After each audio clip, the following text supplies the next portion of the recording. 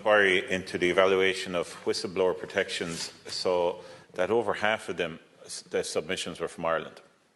There was 40. And this is concerning because the length of time, whatever the outcome, the length of time it is taking to process protected disclosures, the manner in which some of them are being dealt with, the to and froing, it's not good for the state and it's certainly not good for the individuals. I want to raise the issue of Noel McGree, who first pointed out wrongdoing in the prison service in 2013. He made a substantial protected disclosure in 2019. Noel has been made homeless. His wife and 2 kids. I've met Noel. The Lasco Hirlock, Lasco and Curla knows the issues in relation to Noel well. He's going to be out. He's have nowhere to live, his kids, his wife, because he had, I suppose, the guts to open up a whole issue in the prison service in relation to how funds were being misspent. And this is what he gets for doing so.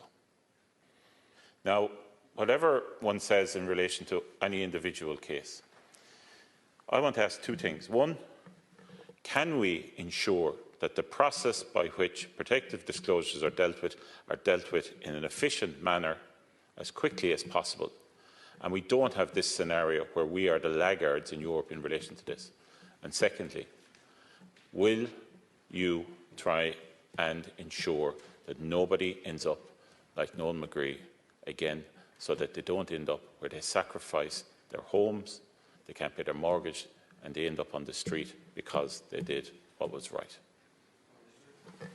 Thanks very much, Deputy Kelly. So the first thing I'll do is read that EU report, because you're right to bring it to our attention in this House, and we want to be leaders in terms of the structures we have here, and certainly not laggards. And it sounds concerning for what you tell me, which I'm not doubting. We obviously have taken a number of measures in recent years around trying to establish the new structures for protected disclosures and greater clarity around what's meant to happen when it comes in, and greater understanding across the system. But let me reflect. It's a responsibility in the first instance, I think, for the Minister for Public Expenditure Reform. Let me reflect on what you've said and ask that the relevant minister reverts to you. And secondly, without commenting on the specific case or any specific case, of course, all whistleblowers are under law expected to have all of the protections that is right, and whistleblowing and bringing information into the public domain is a very important part of our democracy. That concludes questions.